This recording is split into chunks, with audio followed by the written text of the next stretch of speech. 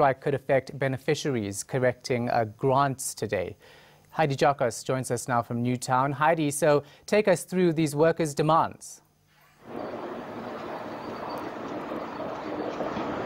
So, Shahan, what we know is that workers are demanding about 12% salary increase. We know this dates back to about 2015 when the Communication Workers Union went on strike demanding for, a salary increase. I spoke to the Communication Workers Union this morning, and they've made it very clear that they will continue to go on a full-blown strike until their demands are met. So we know that the post office has offered about 6%. Telkom offered about 3%, and they have rejected these wage increases. They're wanting 12%. We are expecting about 2,000 members of the Communication Workers Union, as well as 2 other unions, to gather here in Newtown. Currently, there are no members here at the moment. It's just a very high police presence, as well as metro.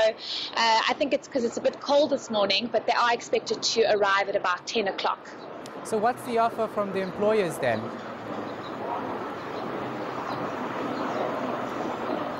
So we know that Telkom is offering about 3%. The post office has offered 6%.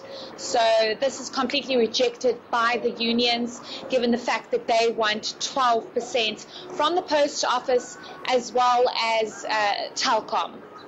Now, of course, a government would have been in talks, or these two companies would have been in talks with these workers for a couple of weeks, and they finally reached a deadlock.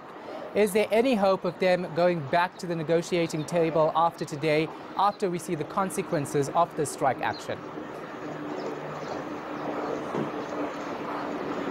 So, I mean, this strike it's going to have major ripple effects, given the fact that the post office around the country, post offices around the country have shut its doors because of this strike, and we know that obviously SASSA beneficiaries have been affected quite because of the post office closing.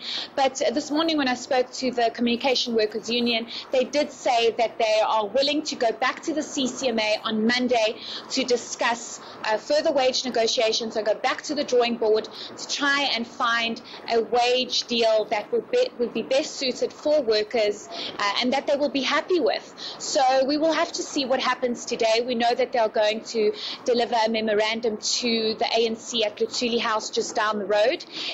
And they will come up with, a list of demands on this memorandum, and we'll see from there what will happen. But they are willing to go back to the CCMA on Monday to discuss further wage negotiations. Yeah, that's what I wanted to ask you about, the ANC and that memorandum to the party. What do they want the party to do, and how should they intervene?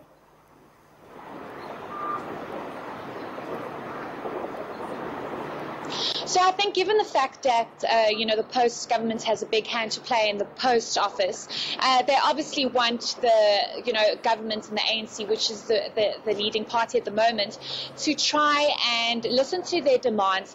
You must remember that the Communication Workers Union, this has been an ongoing battle with the Communication Workers Union. They have had, a number of strikes, a number of one-day protests where they've come out saying that the ANC, the ruling party, government, has not listened to workers' demands, has not listened to the struggles that these workers go through, and what they've claimed is a very low salary, and they want the ANC to put a hand in this and to give them what they want, to listen to their demands and come to the table and give them a 12% increase, which, it will be very difficult to see how this comes to play, given the fact that the post office has struggled for a very long time to financially stabilize, as well as Telkom has had a number of issues.